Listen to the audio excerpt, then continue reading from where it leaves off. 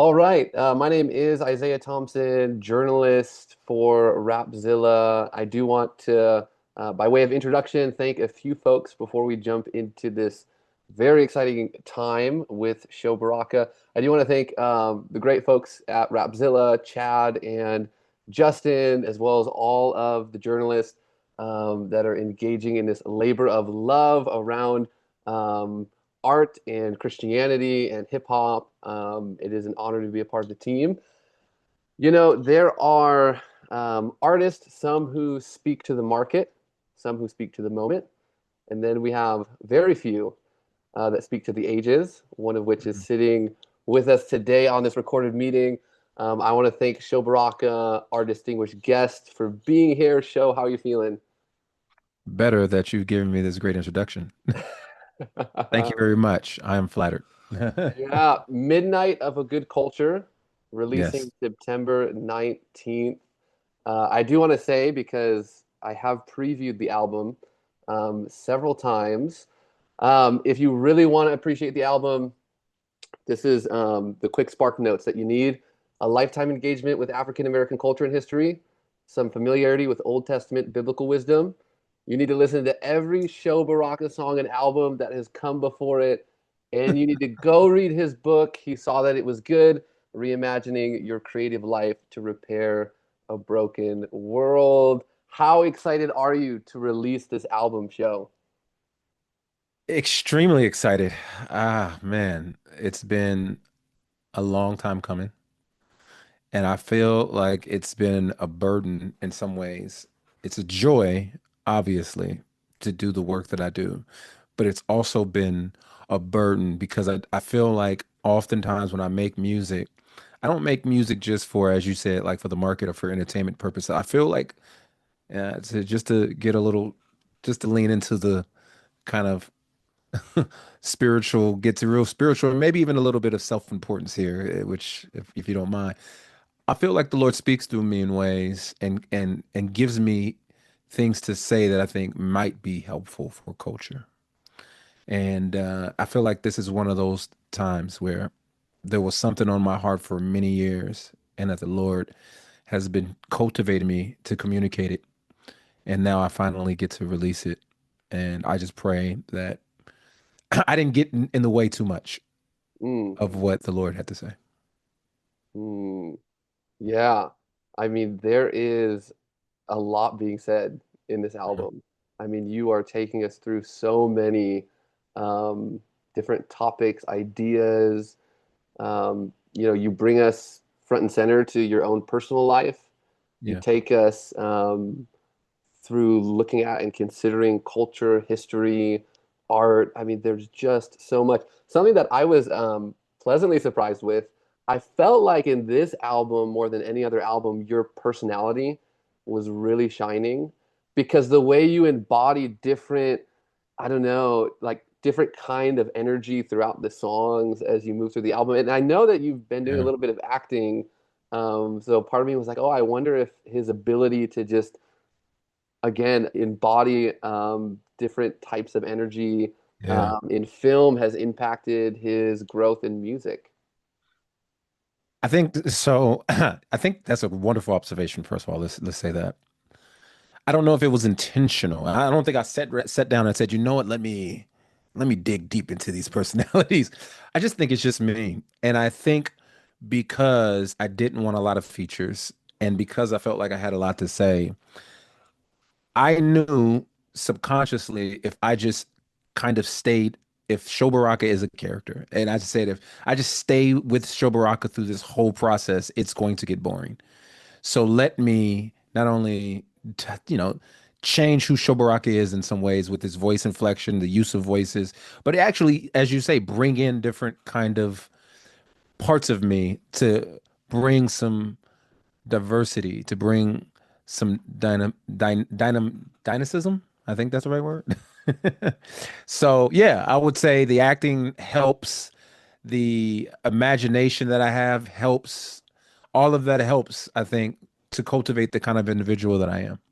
Yeah, and what, 8 years since the last full-length album, It's almost and nine. It's pretty much 9 years. Yeah, 9 years. A month away from being 9 years. I thought to myself, did this man spend 8 years perfecting the ad lib?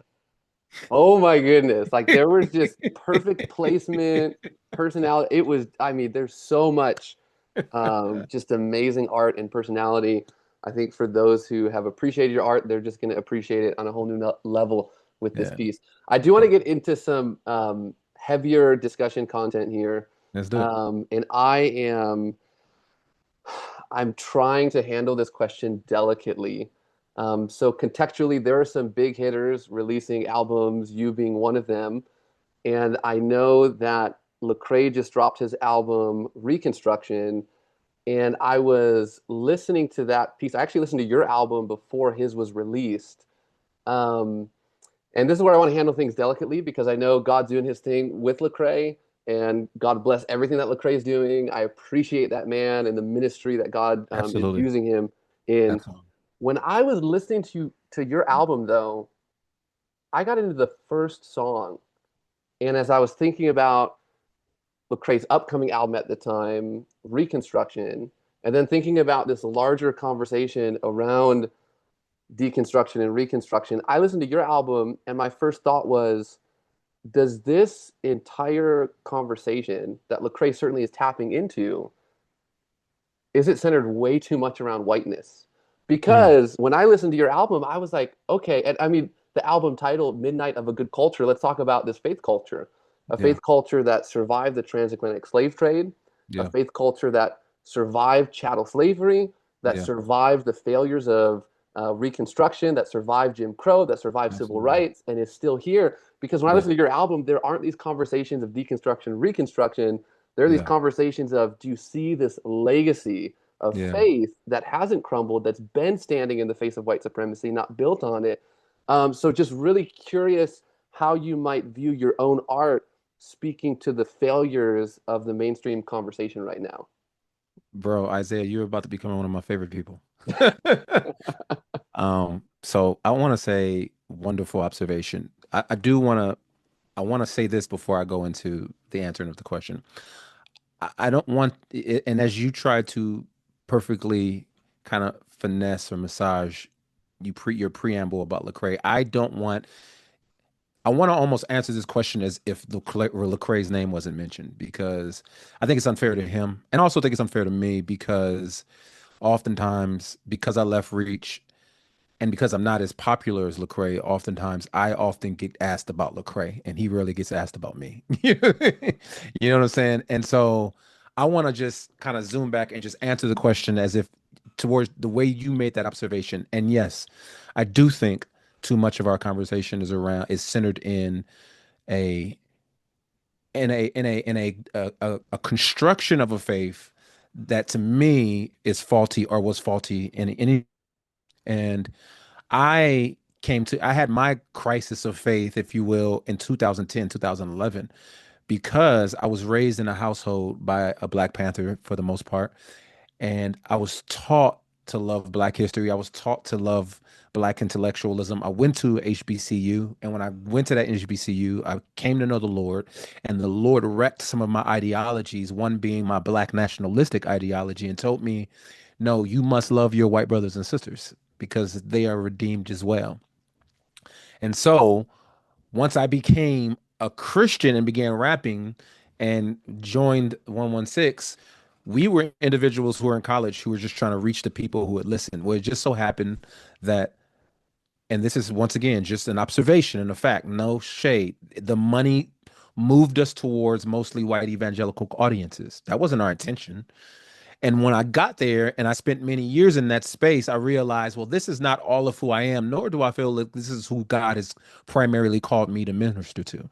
And that's when I began to start to reconstruct what I was doing. I never really had a question about the faith. I had a question about my methods and my philosophy of ministry and how and my calling.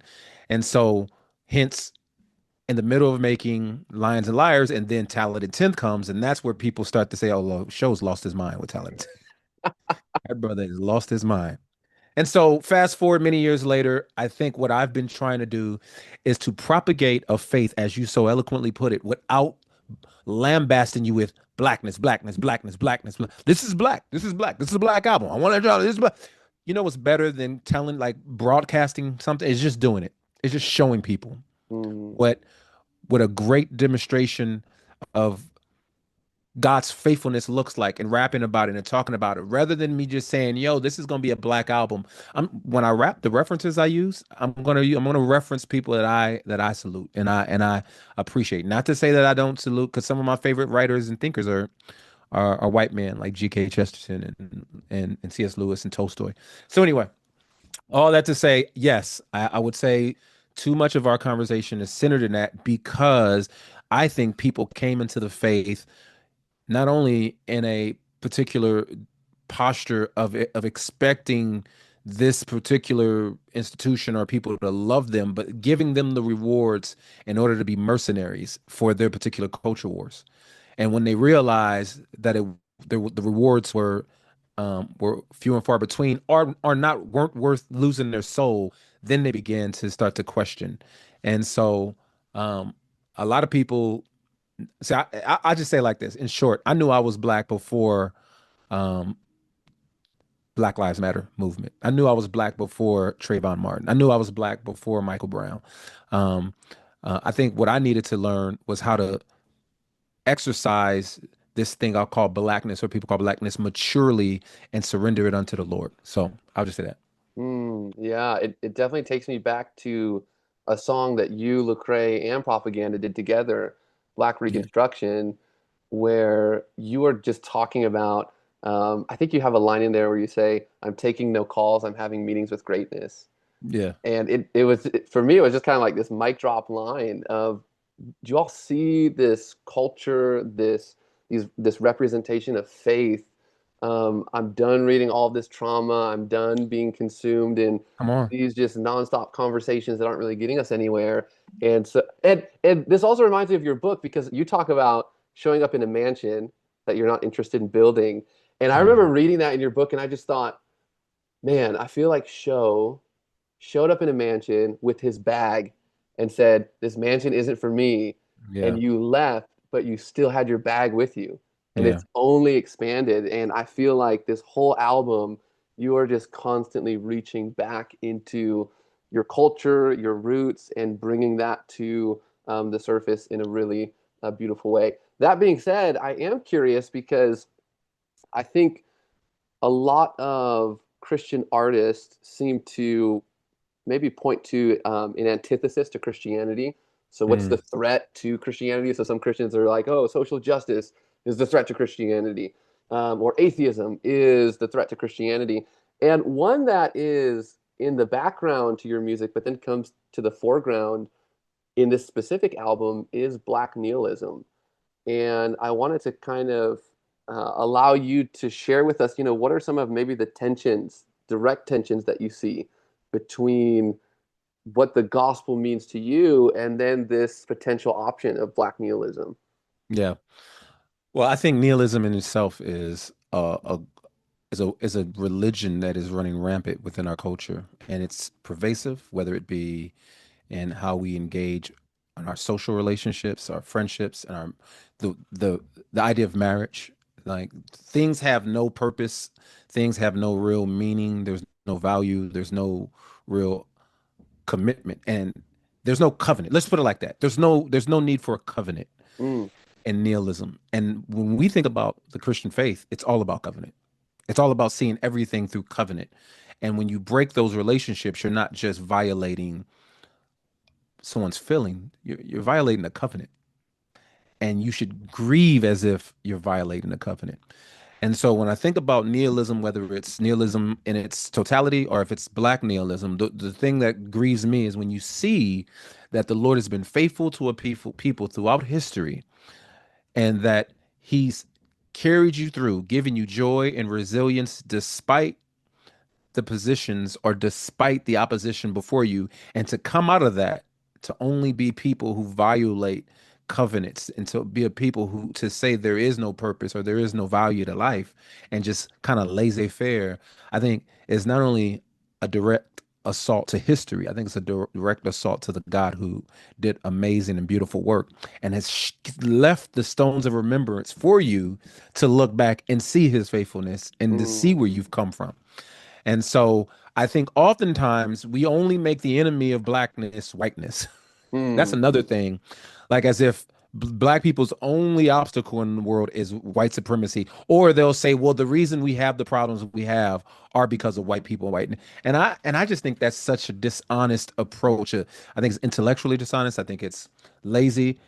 Because I think when you blame everything on whiteness, what you're doing is you're removing the agency of black people. You're saying Hmm. the only thing that they can do is respond to whiteness. Our existence is a zero sum response to what white people do. And I think that is so insulting to me Hmm. as an intelligent, black, strong dude who has a lot of agency. That doesn't mean that everybody has the same types of opportunities or presentations that I have.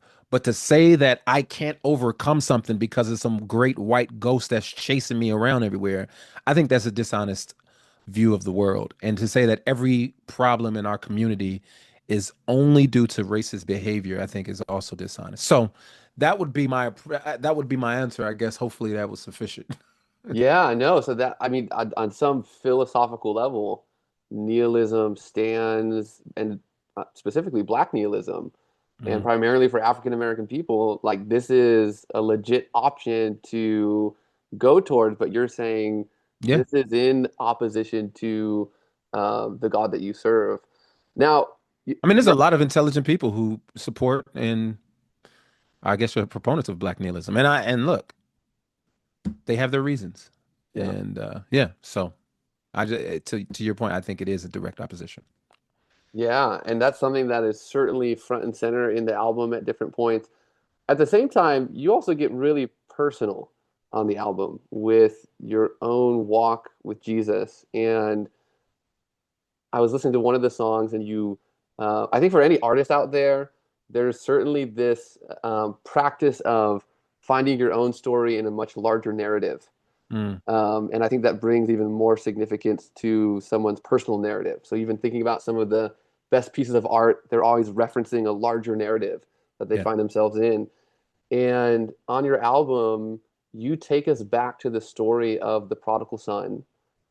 And I was listening to that, and I think as a Christian growing up hearing this story, you think that maybe the prodigal son experience, and to some extent, all of us can find ourselves in that narrative. But it's like this point in time that happens once in our life. yeah, right, And exactly. I was listening to this, and I wanted to ask you, what does the prodigal son story mean at 40 or after 40? Like Yeah, you've been no, walking with Jesus and you're absolutely. still running back to him. What does that story mean to you?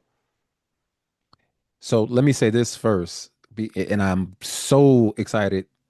I appreciate the fact that you brought age into it because I think that is the greatest illusion to maturity is that just because we age, the older we get, the less likely we are to fall or to turn our backs or to depart to the swine. You know what I mean? To leave the Father's palace. And I think the reason why is because we become bored with Jesus. Hmm. And so we start to experiment with intellectualism, with politics, with all these different isms, because surely Jesus is good, but he's not quite enough. Like we begin to add things to it. And so that's what happened to me. Like around 2018, I just got to a place where I just could not reconcile.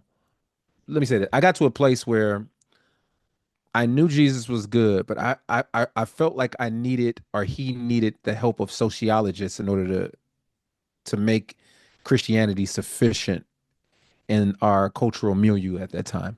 Hmm. And the problem with only consuming sociology, and I'm not talking about Christian, I'm talking about like mainstream non-Christian sociologists and philosophers and thinking of the day. The problem is when you take on their information, you also take on their anger and their rage, and it subtly starts to consume you. Because I wasn't if I was praying and if I was studying the scriptures, it was usually just to win arguments or to teach or preach somewhere. It wasn't for my own soul. It was always for somebody else. Hmm. And you have to be careful when the faith always becomes for somebody else. You know what I mean? And Hmm. so I'm taking in information from the world.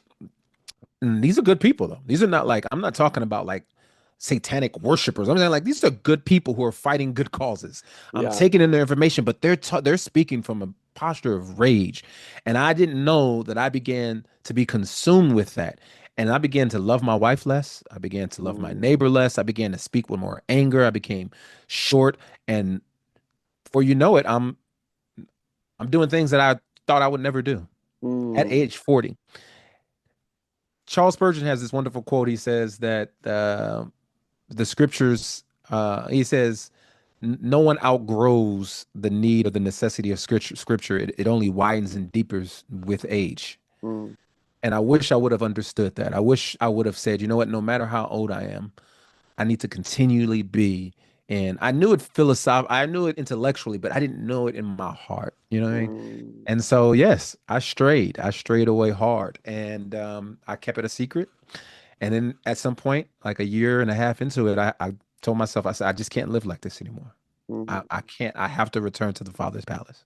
mm, And I confessed my sins to my family and to my church. Went through a restoration period. It wasn't easy. It was humiliating. But what was even better about that period of time is was that, and here's to anybody listening, what was, and I thank the Spirit of the Lord for allowing me the strength to do this, is to confess before I got caught. mm, Because confession, as the scripture says, when you confess, there is mercy. And I saw that not only did my family give me mercy, especially my wife, but my church, mm, friends, organizations I was working with that I told, people who I had contract. And so they were very gracious with me and they were very supportive in my time of restoration. And then I just knew I just needed to take a break from life and to restore some broken things.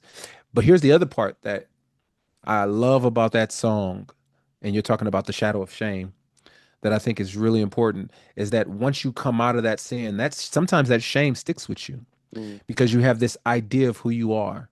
You're, man, anybody who's tangentially connected to the Christian faith through vocation or work, even if you don't consider yourself a Christian, fill in the blank. If you do a lot of things in the Christian space, oftentimes your work is built off of your reputation, and as it should be. Like you should be a person of high character and ethics. And so when you violate that, it's almost like you smashed an idol. And in a mm, sense, you should already be smashing idols of yourself anyway.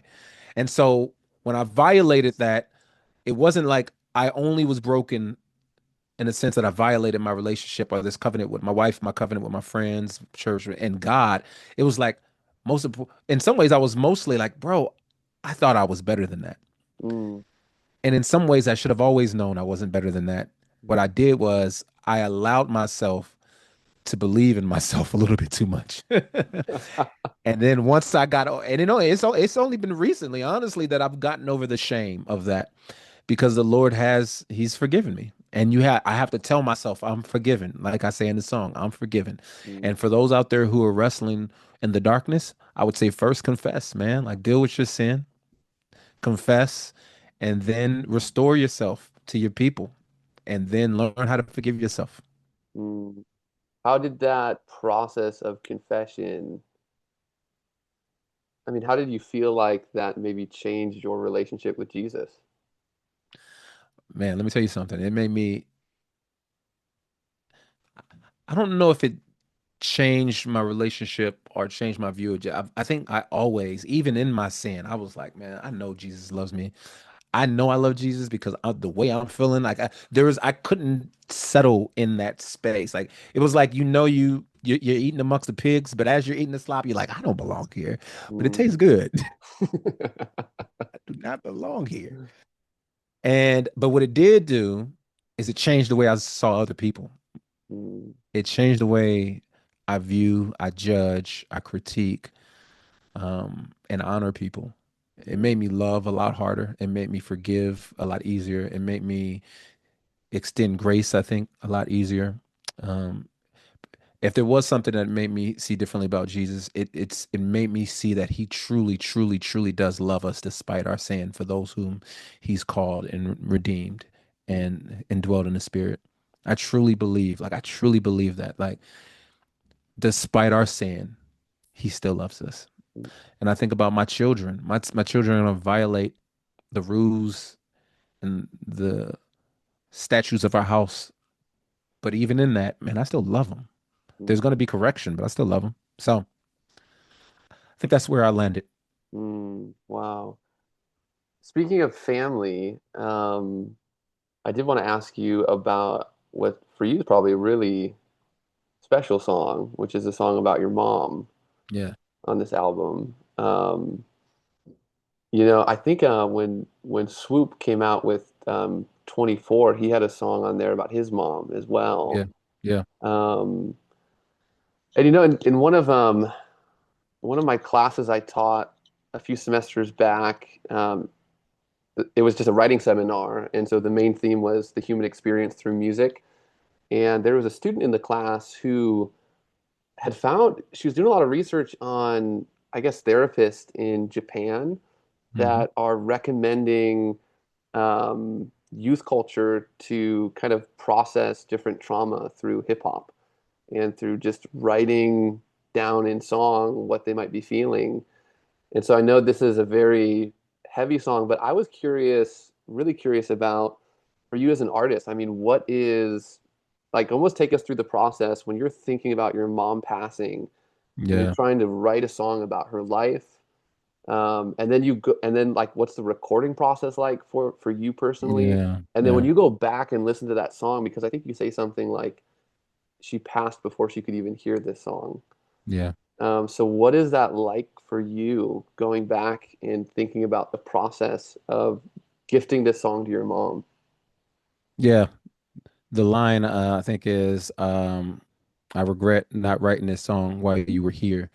And I think the one thing I will just want to encourage people, if there's anything practical that you could take away from these next couple of minutes that I'm about to share, is just to love your people while they're still alive. I say, Mm, like, leave no flowers in your hand and leave no praise on your tongue. mm, Like, just love them. The song was actually fairly easy for me because I think I processed my grief and pain through art, through humor, through just talking about it. I'm not, I don't think internalizing for me is healthy. It may be for some other people, it may not, but I think being able to express myself as this therapist is telling these students, I think that to me is the way that I feel. And so she died in April. I immediately started to think about my mom and like how to honor her because my mom was not afraid to talk about death. And one of the things she always said was, "When I die and y'all have my funeral, it better be a party. It better be a celebration." mm, And so even in the song, what I try to do is lament and then at the end bring it towards a celebration and to say, well, here's the legacy that you've contributed to, and I hope you're proud.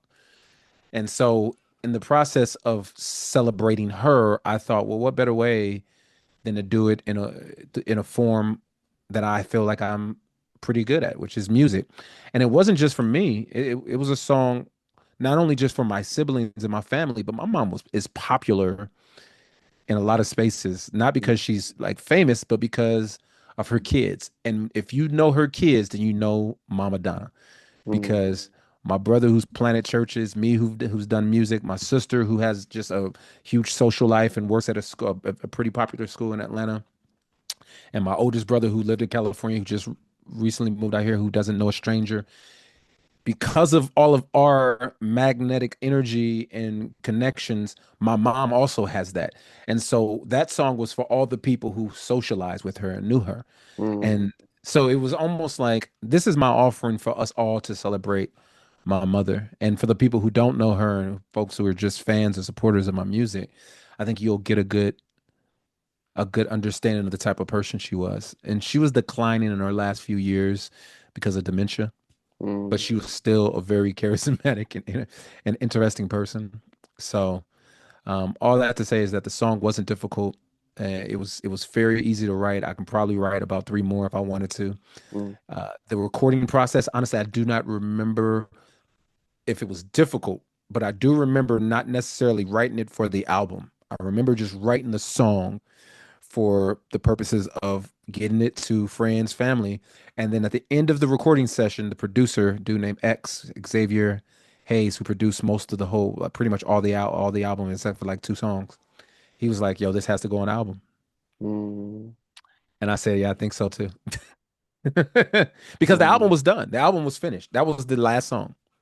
wow. Yeah. So, yeah. Wow. And I mean, listening to it, it felt like a perfect fit because, Well, that was the last song and we made some adjustments because it was the last song. So I asked my brother to do a verse on the song before that led into the song. mm, yeah, So, yeah. yep. But I mean, you're giving us a lot of just like real life, raw, real life. And towards the end of the album, you're saying things like, forget your neat theological ideas. Yeah. If you want to get through life, like you need God to carry you because it's burdensome. Yeah, absolutely. A lot of people believe a lot of things until they get punched in the mouth. And then you start to, okay, well, what do I believe? What do I know? And sometimes it's just like, look, Lord, I believe, but help my unbelief. Mm, So, yeah. wow, that's beautiful. I want to talk about one of my favorite songs on this album, All right. which is taking us back to Harlem, dealing with two intellectual giants, Let's go. James Baldwin and Langston Hughes, and you've got Propaganda. I talked with Prop a while ago, and he said something like, "If you cut me open, I bleed hip hop." Yeah. And I feel like you'd say, "You cut me open, I bleed Harlem." And one of the questions I wanted to ask you, why are you so at home in Harlem? You are always taking us back to Yeah. Harlem. That's great. What Yeah. is it about Harlem? Like creatively, do you have an apartment on Harlem across from Abyssinian Baptist Church? Like Let's what is go. going on? Yeah. Yeah. Adam Clayton Powell is like a ghost mentor of mine of music. Look, I don't know. I think I wish I was born during the Harlem. I wish I lived during the Harlem Renaissance. I think part of it is because my mom used to make me read and study like poets and luminaries during that time, and I just became so infatuated because it's some people will say the greatest creative movement that not only America has seen, but some will say the world has seen. Mm, It is a wonderful picture of beauty in the midst of oppression and chaos. But not only that, it is the beautiful manifold wisdom of God displayed maybe in a non-Christian way um in the black community in black intellectualism. You have people who are uppity, very, very, very uppity with their intellectualism. You know, your Richard Wrights and your W.E.B. Du Bois, and then you have your kind of every common your quotidian, if you will, a Zora Neale Hurston, who's like, I speak to the common man and woman. I deal in the lowly um, demographics of the South, of the people who just came off of slave boat, the last living cargo, and I think it's a wonderful picture of how people can do art, how people can still honor culture and people without being too intellectual, but how some people can be extremely intellectual. And it's just a wonderful diversity of a way of approaching art. And it's just great art. mm. Like on just the surface, it's just great art. Literature, music, dance, painting, I just love good art, man. I guess Mm. that's and so I probably need to calm down on the Harlem references. That No, please don't. Yeah, I think the people need it. yeah, I think that, and even kind of going back to the beginning of our conversation, I mean, if there are Christians walking around thinking, I need a different type of faith culture, this one's failed me, and I need a different type of art culture. I mean, there's so much that you're just bringing into the music and your own yeah, art and it's just a different kind of energy because, not to belabor the point, but when Lecrae dropped Deconstruction, he had a song on there where he said something like, I'm slipping into darkness. I'm going all in. Ta-Nehisi got me thinking. Now I'm reading Baldwin.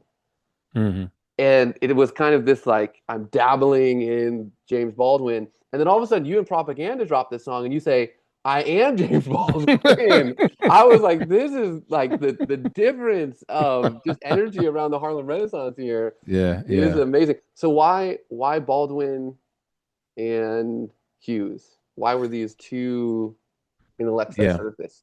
Well, Prop and I we have a wonderful but also interesting relationship. We are like brothers who are the same but also very different.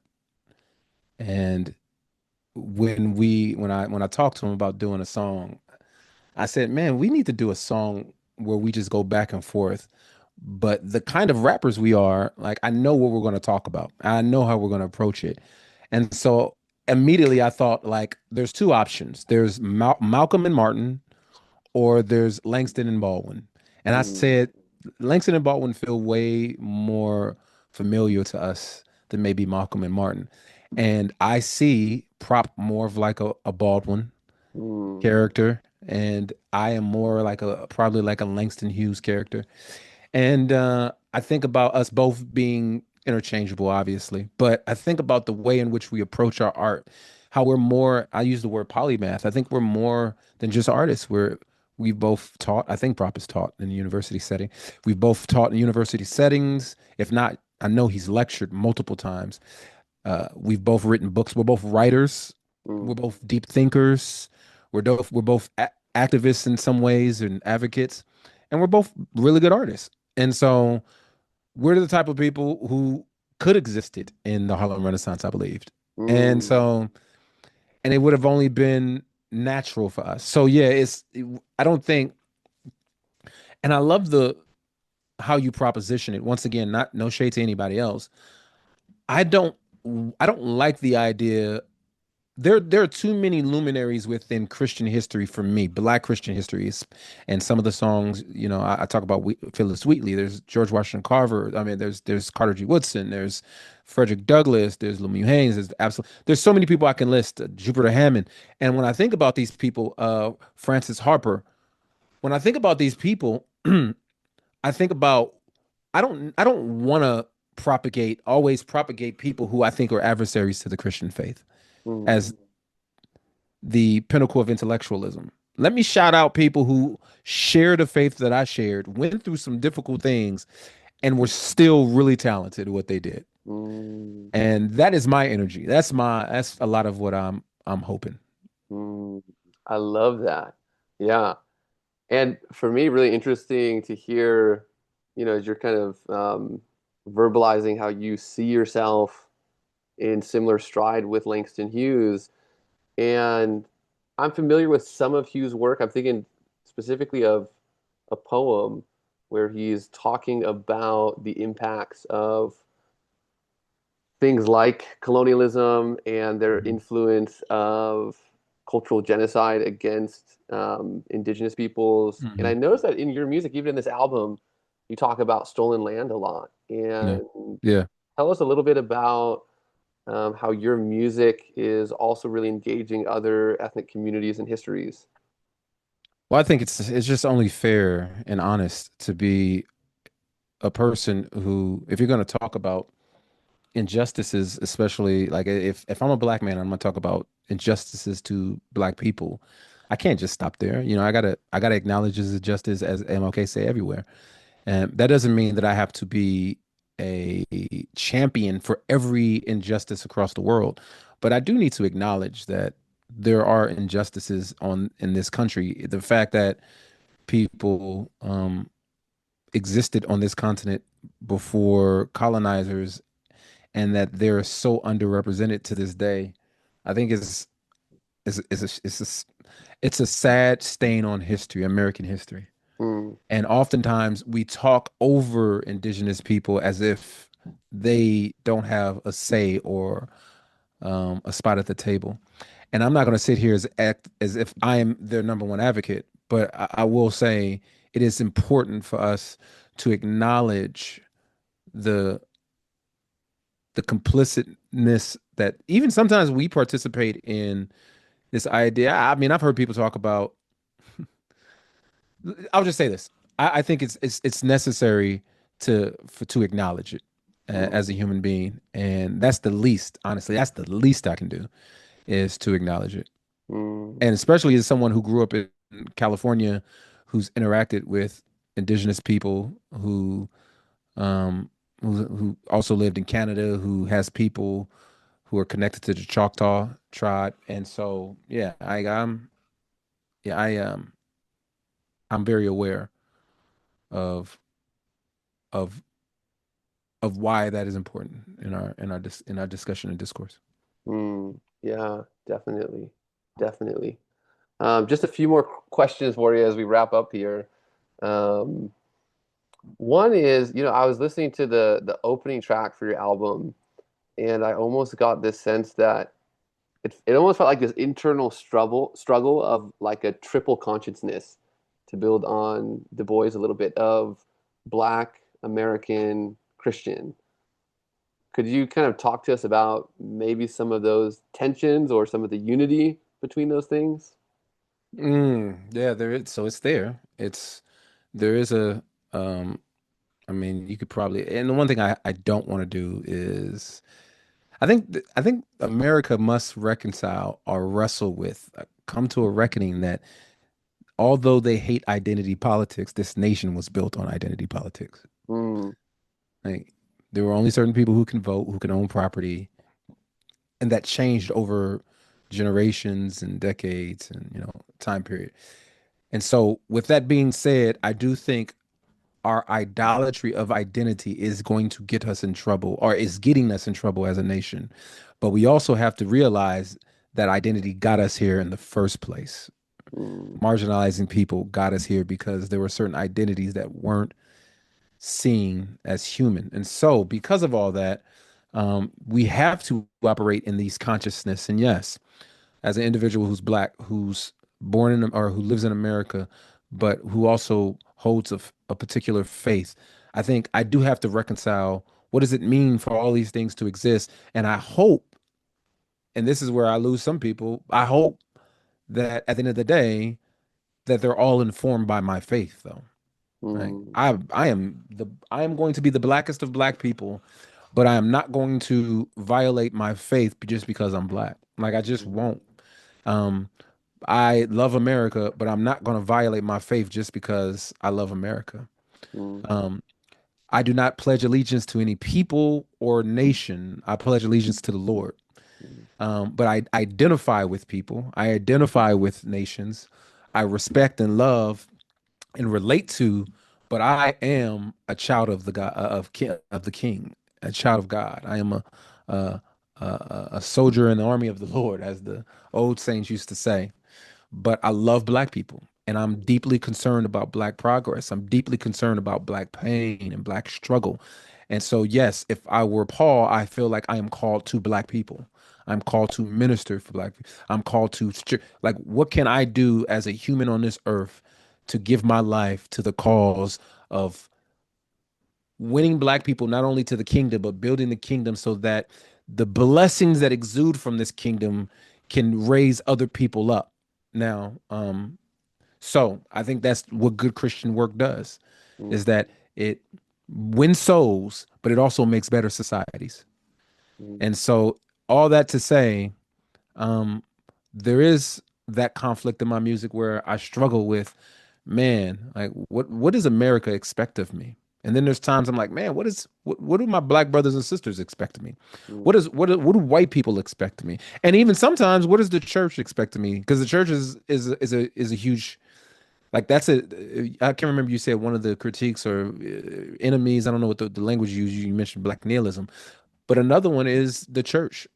I mm, think the way the church has gone, how the church has been prostituted and appropriated in ways that I think would shame Jesus and lead him to tears.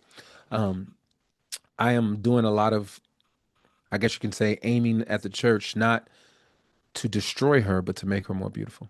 mm, mm. Wow. And I think your art is just speaks to that through and through.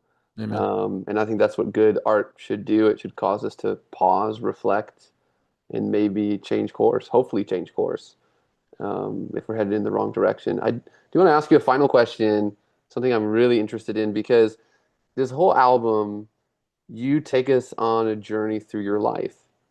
And that in this album, we see that there is a time for everything. There's a time for joy, there's a time for weeping, there's a time for pain. And so while you're taking us maybe on this bit of a journey, at the same time, you also talk about how you're standing in a garden picking your own flowers. Hmm.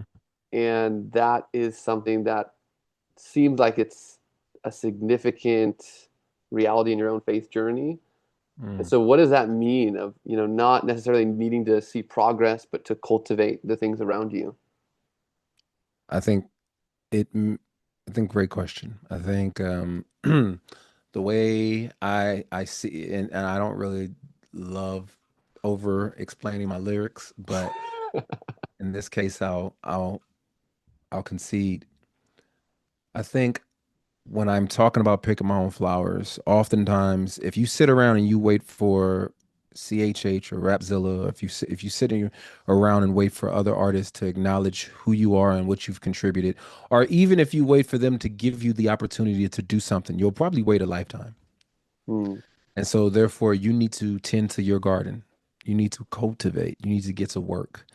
And then sometimes you need to pick the flowers and smell them and say, man, it is good. Hmm. Because too many of us are looking around waiting for approval of other people. We're trying to poach from other people's tribes and movements. And the Lord has called you to a particular tribe, and He's called you to cultivate a particular tribe of people. And I forget the writer of the book Tribes, but I think it's great because oftentimes we just want to cast a very, very, very wide net. And the reality is man, I recognize I am niche in a lot of ways. In one of my songs, I say I'm niche in a niche. I'm conscious in the conscious. And so even in this subgenre of Christian hip hop, I'm even more of a subgenre within the subgenre. And Hmm. I'm cool. And you have to get to a point where you're like, I'm cool with that. Um, and so in that, you have to also be contented with the progress that you move with and celebrate. Not always consistently work, but the Lord has given us rest in the garden. He says, work, cultivate, multiply, but also rest and celebrate me. Celebrate the work that you've been doing. And that's what it means to pick your own flowers. Hmm.